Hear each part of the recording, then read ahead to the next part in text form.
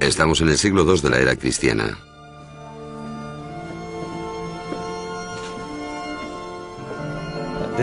En el tiempo en que los cristianos no habían formulado aún su iconografía, sus símbolos o sus mitos, en un sentido, esto representa el otro mundo.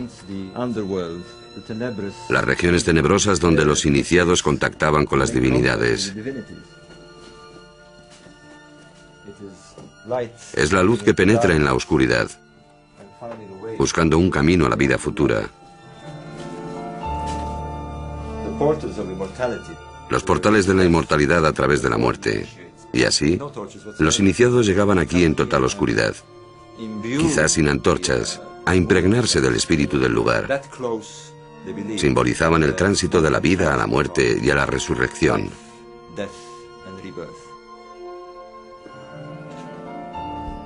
Entre la gente que venía aquí estaban los primeros cristianos. Todavía existía un vínculo entre los cultos mistéricos del antiguo Egipto y la religión gnóstica.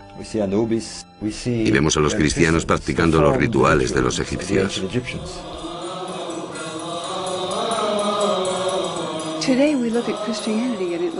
Hoy vemos el cristianismo y parece muy variado, desde los baptistas a los ortodoxos rusos, a los calvinistas y a los católicos romanos. Pero en el siglo I la variedad era mayor aún, porque no existía el canon de las escrituras del Nuevo Testamento, ni un credo universal, ni tampoco una estructura específica. Lo que me fascina es que entonces el cristianismo era más plural de lo que es hoy.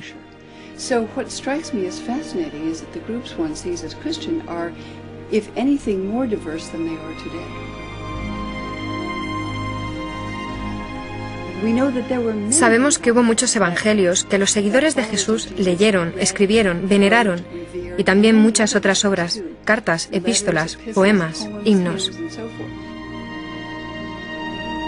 Los cristianos contemplan los inicios de su fe con nostalgia. Un tiempo en que la palabra de Jesús y sus apóstoles sonaba como auténtica, cuando el credo era claro y su contenido incontestable. Pero ahora los documentos descubiertos arrojan otra luz sobre sus orígenes. Si los cristianos hoy veneran a Jesús como al único Hijo engendrado por Dios, que murió para redimirnos de nuestros pecados, los primeros seguidores de Jesús parecen haber tenido creencias diferentes. Los cristianos judaicos cayeron sobre el valor de salvación del sacrificio de Cristo en la cruz. Creían que era un iluminado, un iluminador. Para ellos, no hay nacimiento virginal, ni resurrección, ni cruz, solo las palabras de Jesús, percibido como la encarnación de la sabiduría divina. Jesús de Nazaret, hombre o mito. Los que estuvieron con él no parece que lo recordasen como al único Hijo de Dios, pero perecieron en el holocausto del alzamiento judío contra Roma. Lo describen tan claramente los evangelios. Se escribieron 2, 3 generaciones después de Cristo, en distintas ciudades mediterráneas. Entonces surgió otra imagen, la de Jesús como Hijo de Dios. Sin embargo, persistían ecos de los primeros tiempos. Edad Media, el sur de Francia. Una fe diferente surgía y proponía otra visión de Cristo. La Iglesia considera herejes a esa gente, peor que demonios. Durante décadas, la furia de la Iglesia se alza contra los cristianos gnósticos. Los cruzados diezmaron a la población. Se creó la Inquisición para quemar a esos cátaros, como ellos se llamaban a sí mismos, los purificados, los puros.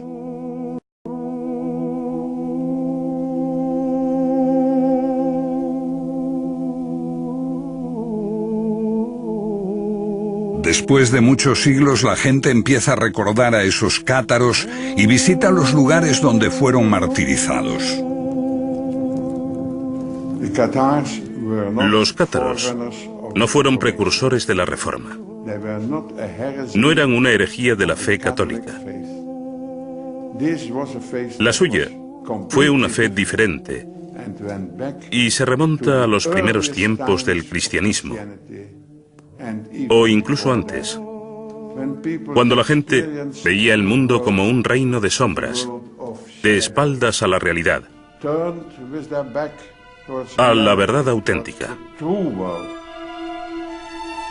Un hombre atado, incapaz de moverse, creyendo que las sombras que ve en la pared son la realidad. Sombras proyectadas por el mundo divino que está detrás de él. Mira, hombre. Es así como el filósofo griego Platón describía al hombre. Los iniciados en las religiones mistéricas creían que podían liberarse de las ataduras y hallar la gnosis, el conocimiento, en su corazón. Un conocimiento secreto que transforma al hombre y lo hace consciente de la verdad, del mundo espiritual. Son los gnósticos. Los estudiosos creen que esa búsqueda también caracterizó al cristianismo primitivo, antes de que se escribieran nuestros evangelios. Hay ecos de eso en las palabras de Pablo, que habla de buscar a Cristo dentro de uno mismo. Y también en otros documentos hallados hace casi 60 años en Nag Hammadi, Egipto. Los libros de Nag Hammadi son más importantes que los manuscritos del Mar Muerto, porque arrojan una nueva luz sobre el cristianismo, Jesús y Dios.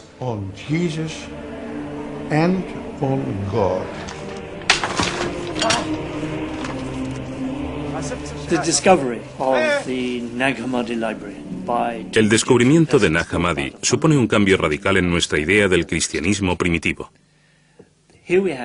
Tenemos aquí 52 manuscritos que nos hablan del primer cristianismo. Estaban asociados, posiblemente, a un monasterio cristiano egipcio. Estos libros se enterraron en el siglo IV para evitar su destrucción.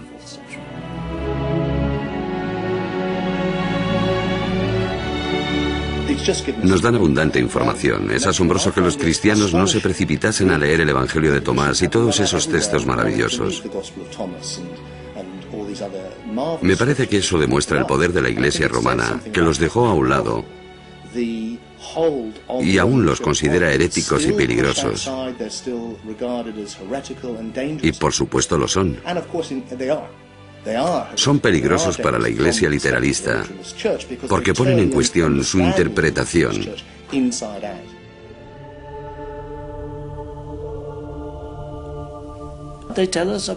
Nos hablan de las diversas formas en que la gente creía que se podía hallar la salvación.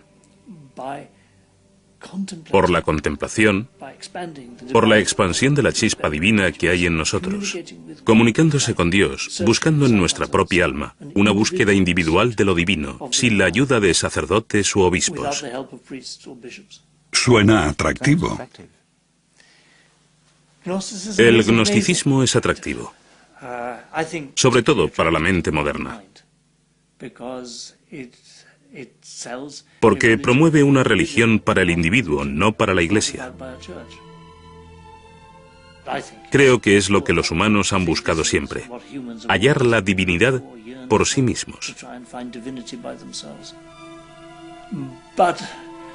Pero esto es una simplificación, porque se trata de algo mucho más complejo. En cierto modo, es como tomar un baño de espuma y que entre jabón en los ojos. Enceguece a la vez que limpia.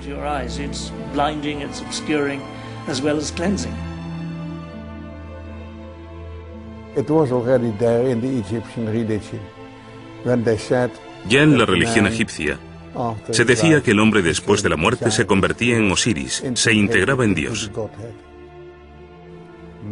El hombre es un dios caído que recuerda el paraíso. Este es el concepto de todos los misterios de la antigüedad, de Isis, de Mitra, de Adonis.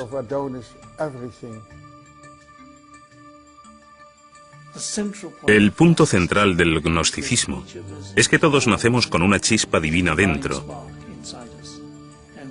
y que el deber de los creyentes es hallar esa chispa y expandirla, tomar contacto con Dios mirando en nuestro interior. La agnosis. Gnosis significa autoconocimiento. ¿Qué es autoconocimiento? ¿Éxtasis? ¿Psicoanálisis? ¿Qué es?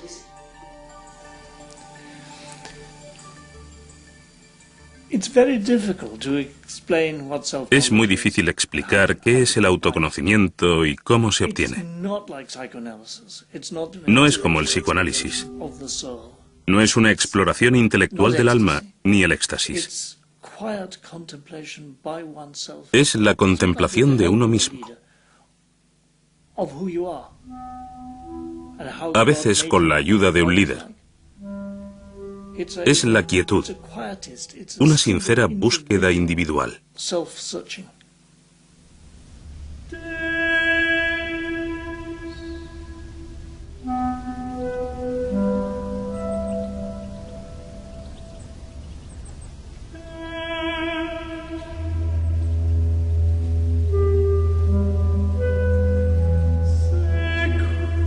Creo que la idea básica que subyace en el gnosticismo es que estamos confundidos en nuestra idea sobre lo que es la vida y sobre quiénes somos. Adentrarnos en un entorno como este echa abajo nuestros esquemas. Estás cara a cara con el mayor de los misterios, la muerte. La idea de que dejarás de existir como forma física y te enfrentas con el misterio absoluto del que proviene todo, el misterio que somos, el misterio que es.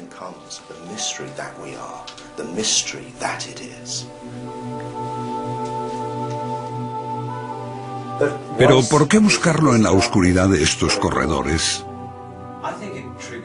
Creo que estimula la experiencia mística con la emoción de la oscuridad y los ecos de las cámaras. Todo eso conduce a un estado místico.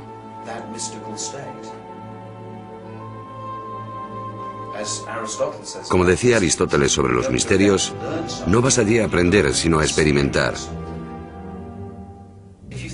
Si crees que solo es un proceso intelectual, te equivocas. Es algo mucho más grande que eso.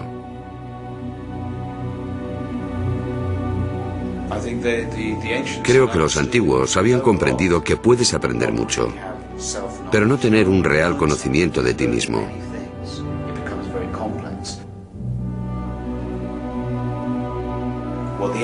Lo que los antiguos buscan es un retorno a la totalidad, el conocimiento de la unidad de todas las cosas.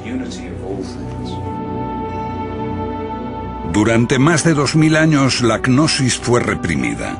Principalmente supimos algo de ella por las acusaciones de los padres de la Iglesia. Pero el hallazgo de Nag Hammadi en 1945 cambió para siempre nuestra forma de ver los orígenes del cristianismo. Los que los hallaron al principio los desecharon. Cayeron en manos de traficantes, algunos fueron quemados, pero finalmente llegaron a manos de la ciencia gracias a personas como Gilles Quispert, que llevó los manuscritos más importantes a Europa, y a sus amigos, entre ellos el gran psiquiatra Carl Jung.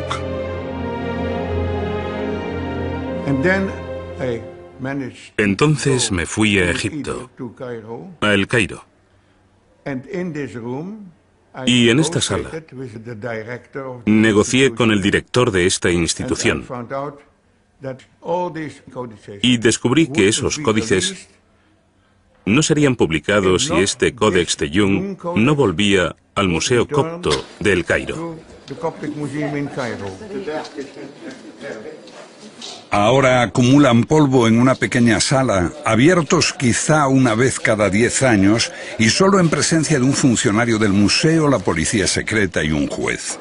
Quispel es bien recibido. Todos los manuscritos de Nag Hammadi se publicaron cuando devolvió el más preciado, el Evangelio de Tomás, con las palabras de Jesús.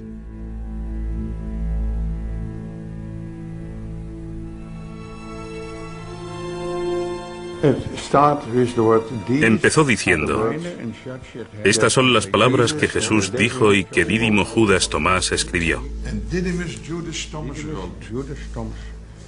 Y él dijo: quien descubre el sentido de estas palabras no conocerá la muerte.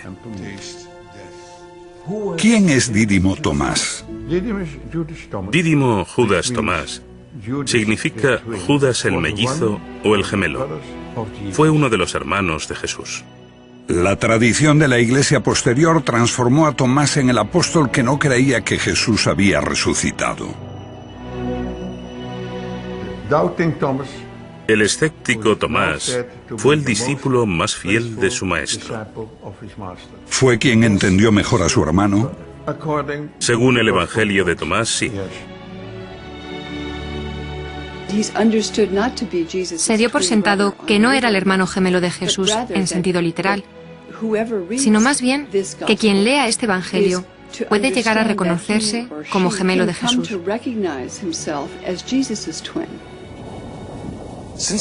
Dado que se ha dicho que eres mi gemelo y auténtico compañero, examínate a ti mismo.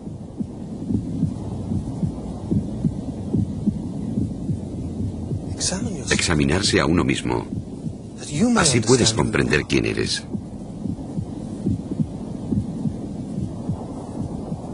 Y serás llamado, porque el que no se conoce a sí mismo nada sabe. Pero el que se conoce llega simultáneamente a la profundidad de todo.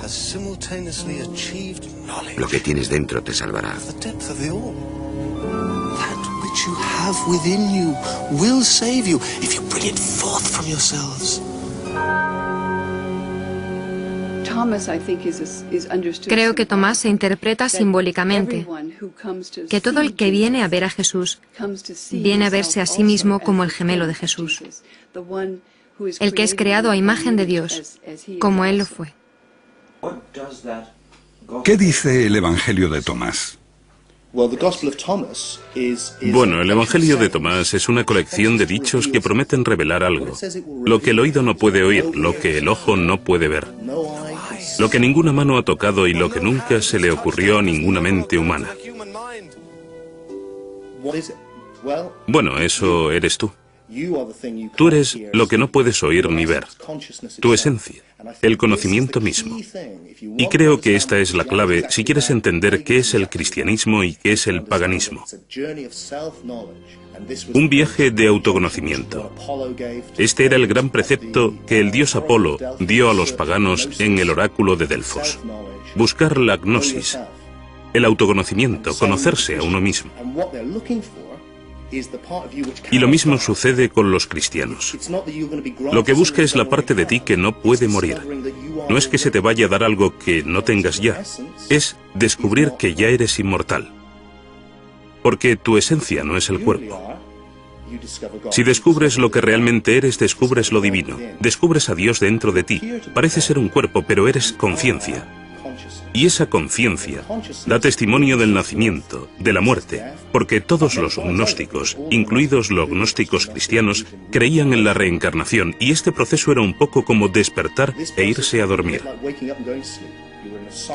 Estabas en un ciclo de cuerpos diferentes, yendo y viniendo, pero no eras el cuerpo. Eras conciencia que da testimonio de esto, de modo que jamás naciste y posiblemente no podrás morir.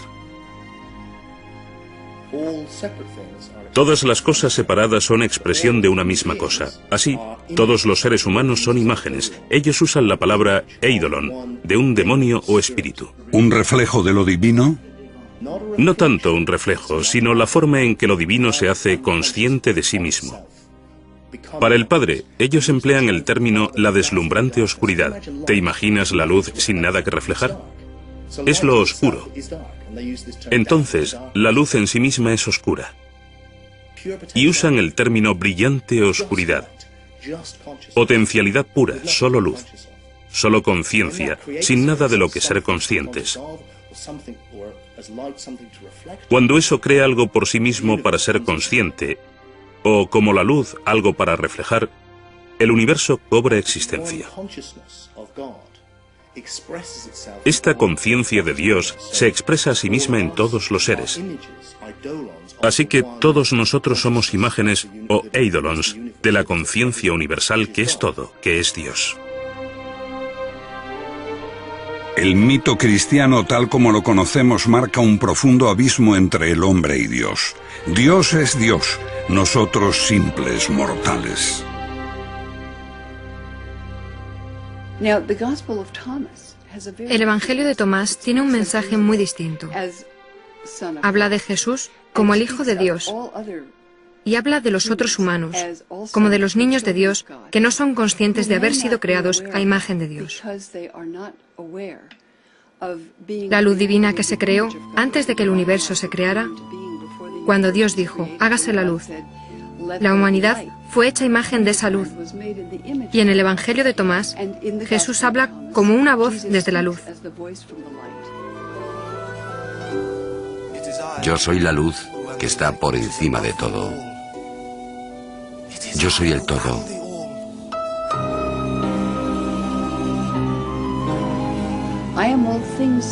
Soy todas las cosas. Todas las cosas salen de mí. Estoy en todas las cosas.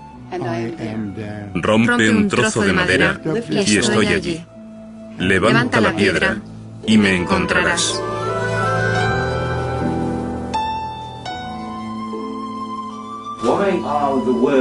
¿Por qué las palabras del Evangelio de Tomás, busca bajo una piedra y me encontrarás, son tan peligrosas para la Iglesia?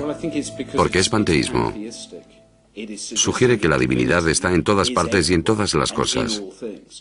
Lo que ocurre con el triunfo del cristianismo es que se traduce en la creación de una iglesia. Para llegar a Dios, tienes que hacerlo a través del obispo. Si quieres construir una iglesia, tienes que decir que la salvación solo es posible mediante, desde y a través de la iglesia. Y el representante de Dios en la tierra es el Papa. Esa es la única vía, mientras que para los agnósticos se trata solo de ti, tú puedes hacerlo.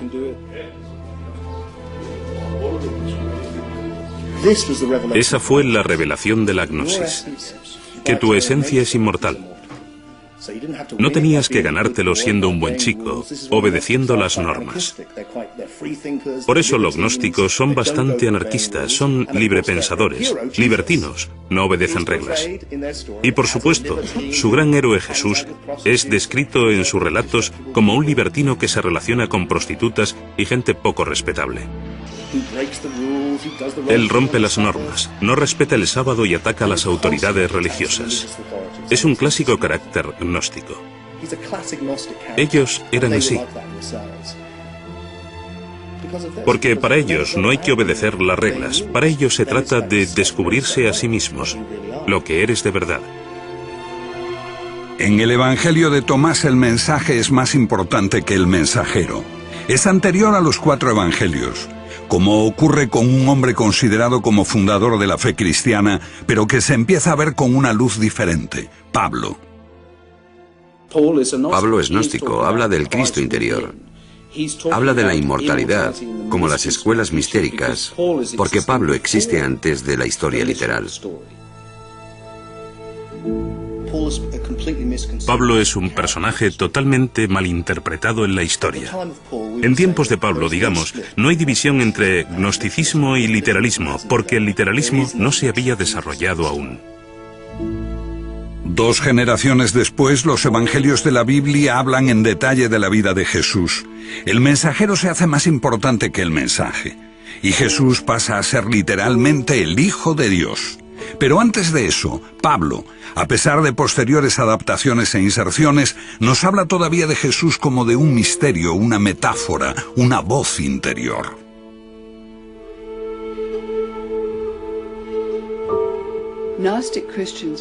Los cristianos gnósticos creían que Pablo era su maestro, el padre de la Iglesia Tertuliano, que despreciaba a los gnósticos.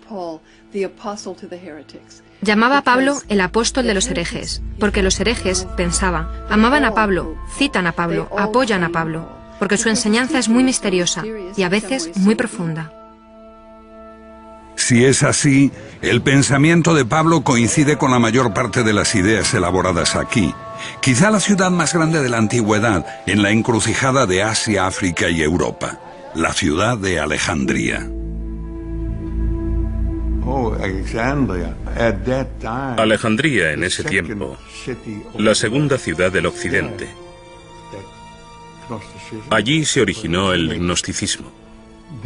Allí vivían los egipcios, los griegos, Y había más judíos en Alejandría que en Judea y Galilea en aquella época.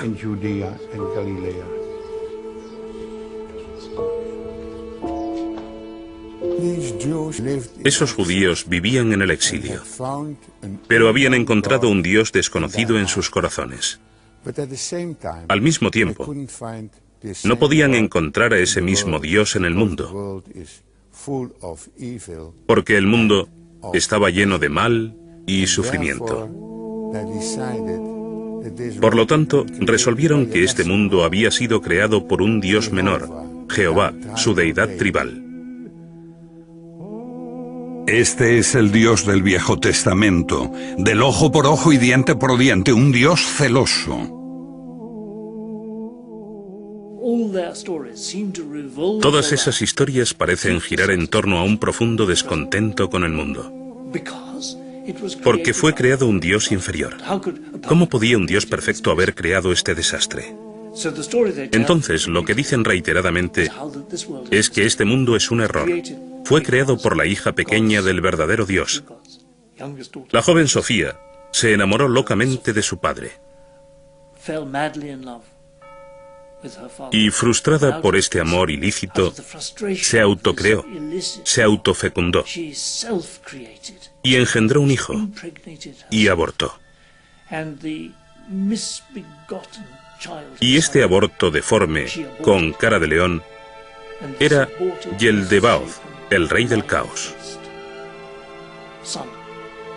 Con la arrogante suposición de haber sido expulsado del Edén por el Dios único, creó o malformó este mundo físico.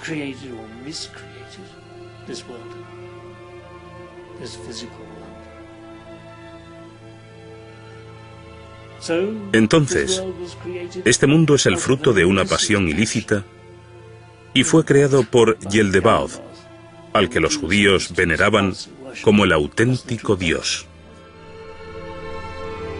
Este aprisionó al hombre en la materia, envolvió su alma eterna y divina en un cuerpo mortal. El creador de este mundo físico modeló al hombre a su propia imagen, para siempre esclavo de la materia. Y el buen Dios, el verdadero, lleno de misericordia, envió a Jesús para redimir a la humanidad de Yeldebaoth.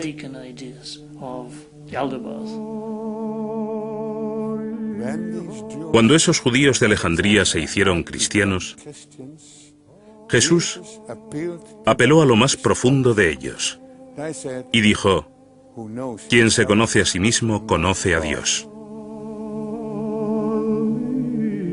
Mito o metáfora, en la figura de Jesús está también la semilla de la discordia. En torno a su persona sobrevino una batalla de ideas que separó las dos posturas. Sí, una de las mayores pugnas entre los seguidores de Jesús fue la cuestión de por qué Jesús murió de manera tan terrible.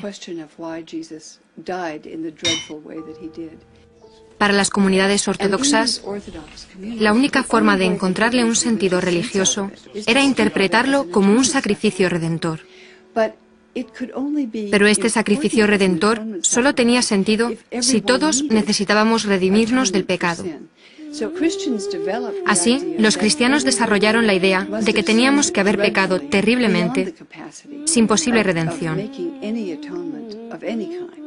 Entonces, la idea de que el Mesías de Dios muere en un sacrificio redentor por los pecados del mundo se convierte en una forzada explicación de su crucifixión. Así nace un nuevo elemento en la relación entre el hombre y la divinidad, el pecado original.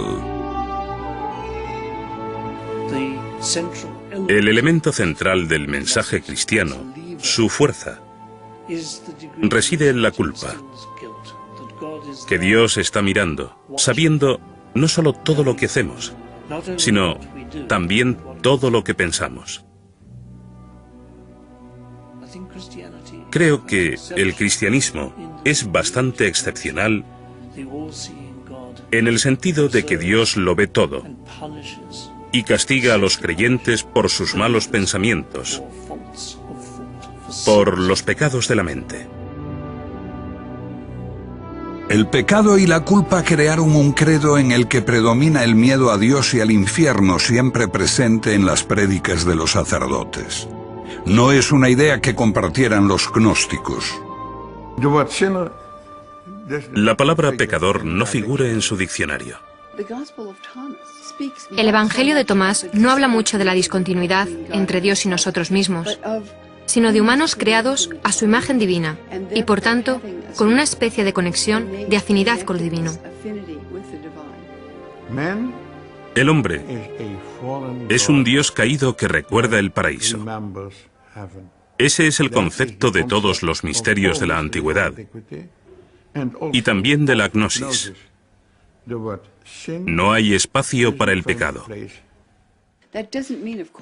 Por supuesto, eso no significa que seamos divinos y más, sino más bien que podemos encontrar nuestro camino hacia Dios cuando hallemos el camino hacia nosotros mismos, y que existe un medio de reparación para los pecados y errores que cometamos. Pero pecar es tan esencial que Jesús tuvo que morir para redimirnos, un argumento tomado de un antiguo mito, Adán y Eva y el primer pecado que hizo al hombre mortal.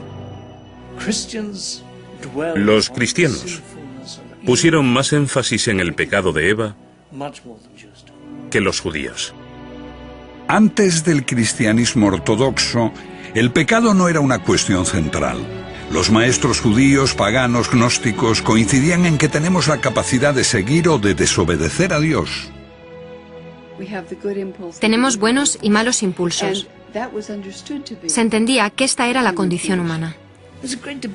Existe un gran debate sobre esto, porque algunos cristianos creían que era absurdo, lo de comer una manzana. Una desobediencia inocente por la que Dios condena a los hombres a una existencia inferior, lejos del paraíso. Un castigo totalmente desproporcionado. Hay un relato gnóstico que dice que la serpiente del jardín del Edén es Jesús. Jesús es quien da a los hombres el árbol de la ciencia. Es Jesús quien dice a los humanos, comed. Y es Jesús quien se enfrenta a la miserable envidia del Padre, que no quiere que los humanos se conviertan en dioses.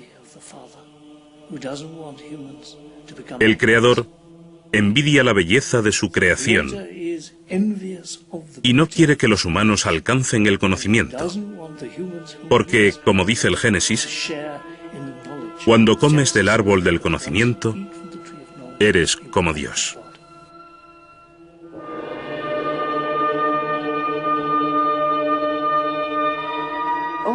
La idea cristiana de que el pecado es inherente a los humanos, la idea del pecado original, la desarrolla especialmente San Agustín en el siglo IV y se canoniza como enseñanza ortodoxa cristiana a partir del siglo IV.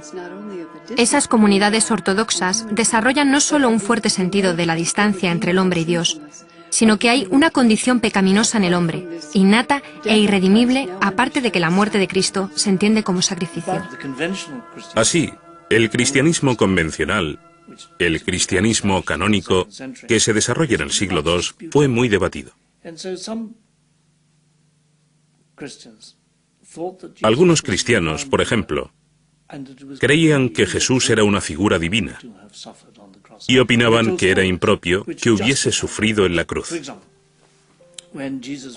Y contaban cuentos para justificar sus creencias, como que cuando Jesús fue llevado al Gólgota después de ser flagelado, y era obvio que estaba débil, los soldados hicieron que Simón Cireneo cargase la cruz.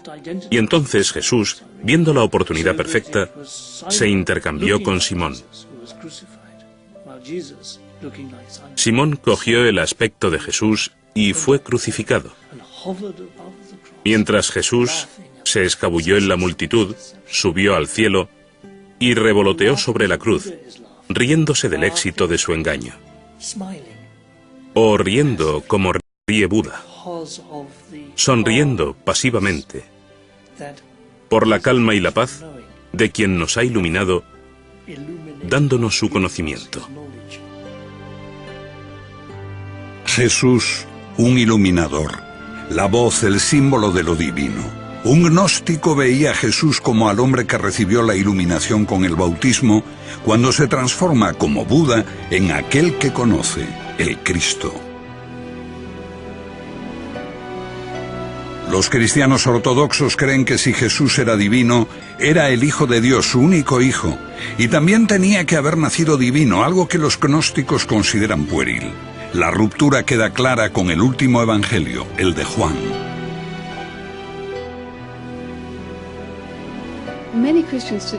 Muchos cristianos pensarán hoy, desde luego, el cristianismo dice que Jesús es el Hijo de Dios.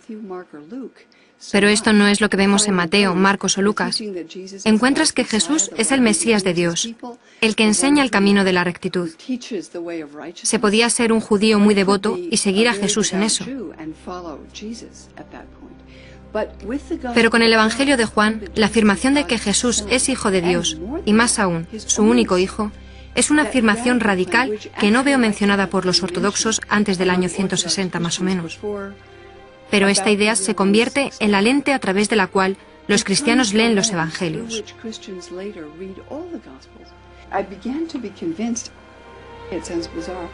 Empecé a convencerme, aunque parece raro, de que el Evangelio de Juan se escribió para contradecir esta otra opinión, y cambia la interpretación del mensaje cristiano de forma total. Jesús, el único Hijo de Dios, pero para los gnósticos era una metáfora, un símbolo de lo divino que reside oculto en todos nosotros. En ese sentido, todos somos hijos de Dios. Todos somos hijos de Dios, si descubrimos nuestra verdadera identidad. Si no, nos hallamos en estado de muerte. Esto es fascinante, creo. Estamos muertos. Para los gnósticos y los místicos, este es el otro mundo en el que estamos muertos en espíritu, porque creemos que somos el cuerpo y no es así. Somos Dios, si acaso. Somos la única conciencia del universo. Nos confundimos a nosotros mismos por esos cuerpos individuales y todos los problemas que causan. Lo que necesitamos es resucitar. Y la historia completa es así. Necesitamos morir por la identidad del cuerpo, que es el centro de la cuestión. Y necesitamos resucitar a nuestra verdadera identidad, que es el Hijo de Dios, que es el Cristo, la conciencia del Padre. Entonces todos somos Cristo, y todos necesitamos resucitar, y cuando lo hagamos el Cristo resucitará. En ese sentido, el mito, la historia completa de la crucifixión de Cristo y la resurrección, ¿es un modelo para todos y cada uno de nosotros? Sí, precisamente. Es un modelo que se encarna en la iniciación. Con los literalistas cristianos esto pronto se convierte más bien en una idea macabra. Que al final de los tiempos resucitarás con tu cuerpo y serás de nuevo un cuerpo físico. Porque es lo que creen que le pasó a Jesús. Vino en cuerpo físico y murió literalmente, y eso es exactamente lo que te pasará a ti, o al menos te pasará si comprendiste el mensaje cristiano. Los gnósticos, desde luego, dicen todo lo contrario. Si no comprendes el mensaje, regresarás en un cuerpo por la reencarnación. Si lo comprendes, te darás cuenta de que no eres un cuerpo, que eres el Cristo, uno con Dios, y no será ya necesario este ciclo de reencarnaciones. Casi una fe diferente, un enfoque opuesto. ¿Cuál fue primero? ¿Cuál fue el origen? Tenemos al literalista cristiano Policarpo, y unas décadas después, a mediados del siglo II, tenemos a Tertuliano, diciendo que los seguidores de los gnósticos llenan el universo. Así te haces la idea de que esta iglesia literalista existía desde los apóstoles y que los gnósticos fueron una desviación muy posterior. Lo que estamos sugiriendo es que en realidad es totalmente al revés. Los gnósticos se propagaron en el siglo I y II y fueron machacados por una iglesia literalista que entonces comenzaba su andadura. La ortodoxia, como la conocemos, surgió después del gnosticismo y en gran medida fue una reacción al mismo. El cristianismo se define por aquello que se le opone. Por oposición al gnosticismo, gradualmente fue defendiendo sus propios términos. A partir de una gran variedad de evangelios y unas 7 u 8 generaciones después de Jesús, los padres de la primera Iglesia ortodoxa empezaron a escoger unos pocos textos que conformarían el Nuevo Testamento y definirían el credo. Creo que la amenaza de persecución obligó a los líderes cristianos a buscar unas enseñanzas básicas en las que todos estuviesen de acuerdo.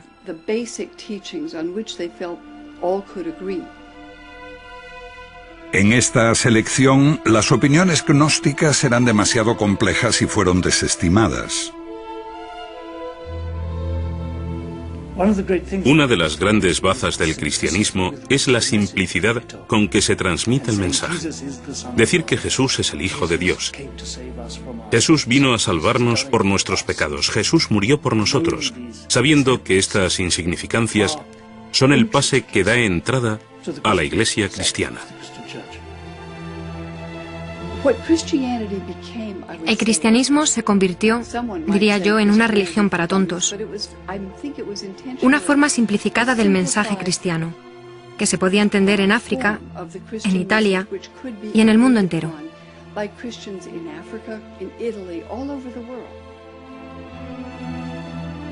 En sentido amplio, los evangelios son una invención. Creo que es un error verlos como una invención, pero se prestan a interpretaciones ambivalentes. Por ejemplo, Pablo dice hablar de dos formas al mismo tiempo. Para los que pueden oír el mensaje espiritual y para quienes solo pueden entenderlo literalmente. Si tomamos la frase que aparece en muchas iglesias, nadie llega al Padre sino a través de mí, vemos que para los gnósticos, esto significa que para llegar a Dios tienes que ser consciente de lo que esta figura representa en ti. Y este es el mensaje de Pablo. Para llegar a Dios debes hallar al Cristo dentro, como una alegoría de la verdad. Pero el literalismo dice, no, este es el único camino. Creo que después de tener esta idea de una encarnación literal del Hijo de Dios, no la de un mítico Hijo de Dios, entonces, el concepto es que para tu propio bien, debes salvar el alma de otros. Y todos deben creer esto, obligados por su propio bien. Así tienes el mandato divino de ser autoritario. Los cristianos lo tomaban todo como algo personal. Pero cuando personalizas a la divinidad, la cargas con toda la ira, críticas, resentimiento y agresividad que existe en la personalidad humana. ¡Hereje! Los cristianos se enfadaron mucho porque tomaban como algo personal que su Salvador fuese rechazado. Los gnósticos solo querían descubrir dónde estaba la verdad. La dificultad que enfrentan los gnósticos es que buscan individualmente la salvación. No están organizados, no están unidos. Los gnósticos atacaron las opiniones de los primeros cristianos. Pero los cristianos no solo atacaron las opiniones de los gnósticos, atacaron a los propios gnósticos. Ambas creencias podrían haber coexistido. Pero con la aparición de este hombre, Constantino, el primer emperador romano en abrazar la fe cristiana, se despertó el ansia de alcanzar el poder supremo en la joven iglesia.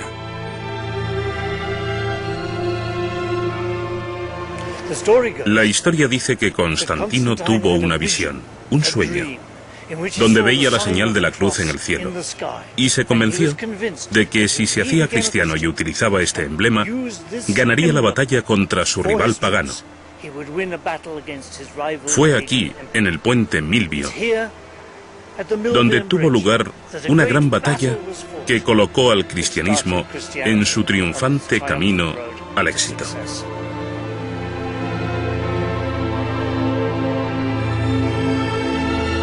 En el Concilio de Nicea, año 324, Constantino establece todas las diferencias respecto al credo. Compañeros ministros, Creemos en un Señor, Jesucristo, el Hijo de Dios, un Dios de Dios. 3 siglos después de su muerte, Jesús es proclamado Hijo de Dios por decreto imperial, y se prohíbe cualquier otra opinión.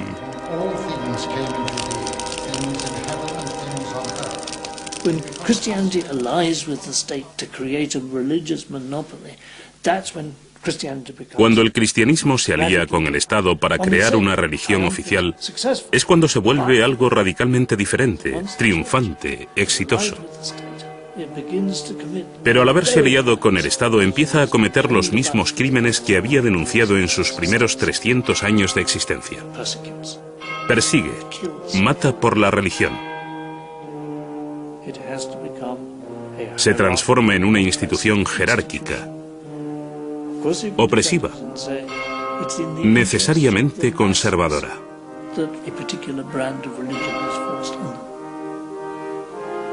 But it's not my fantasy, my imagination of how religion best proceeds.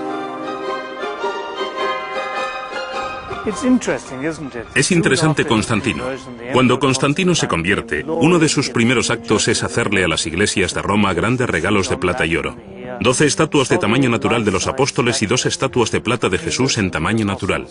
Así, 20 años después de su conversión, las iglesias de Roma parecen templos paganos, y esto es solo una muestra de la riqueza que obtiene la Iglesia en el siglo IV. La alianza con el Estado significa riqueza para la Iglesia, riqueza para los obispos, riqueza para el Papa de Roma. ¿Es corrupta la Iglesia? Sí. ¿Conserva un sentido de sus orígenes, el sentido de la importancia de la pobreza? Sí. Entonces la Iglesia se divide entre la pobreza y la abstinencia de los monjes y la riqueza de los obispos.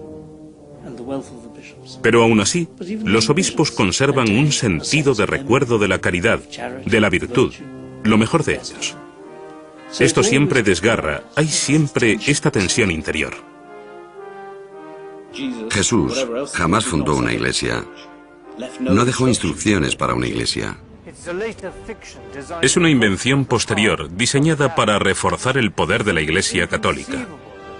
Es inconcebible que Jesús, un simple hombre de Galilea, pretendiese fundar una iglesia universal.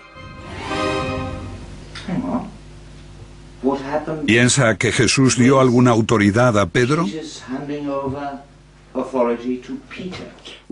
Otra vez, esas leyendas son invenciones, como la donación de Constantino.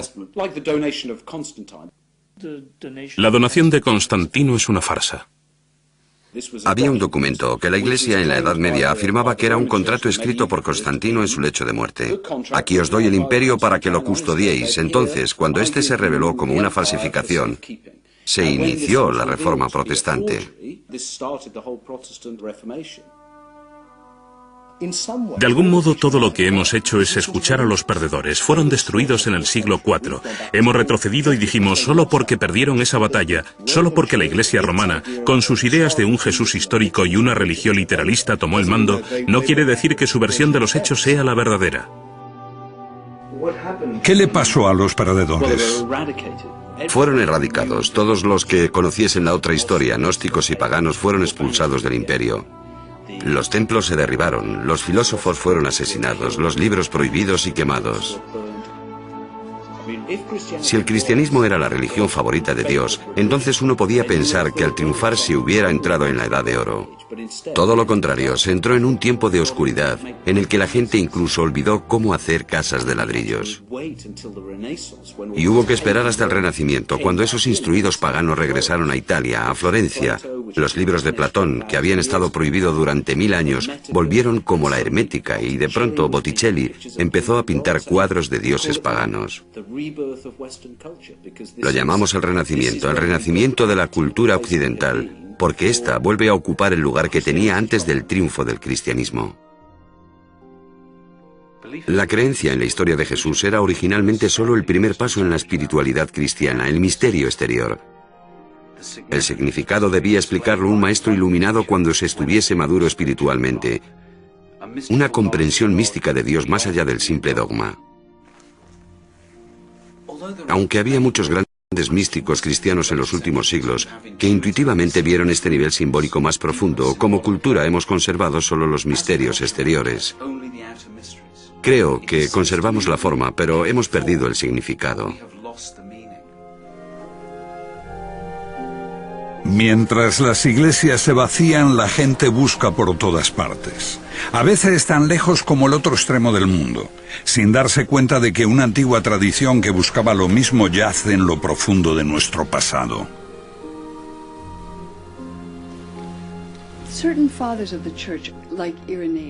Ciertos padres de la Iglesia, como Irineo, en sus famosos 5 volúmenes contra los herejes, dice que comúnmente son considerados cristianos, pero que no lo son herejes. Y tienen características especiales. Primero de todo, aman leer e interpretar las Escrituras. Segundo, buscan guiándose por su propia intuición.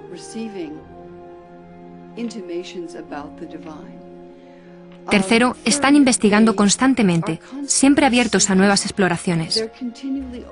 Uno podría haber dicho lo mismo de quienes ahora integran la corriente de la nueva era. Indudablemente, se espera que los filósofos investiguen e indaguen. Preguntando, uno encuentra una tradición desarraigada, interrumpida por muchos siglos, complicada, a veces confusa. Todo esto parece un poco difícil de entender para un hombre moderno. Querido amigo, no hay atajos a la gnosis y ningún nirvana instantáneo. Me hizo reír con esto el anciano caballero, porque tiene razón, por supuesto.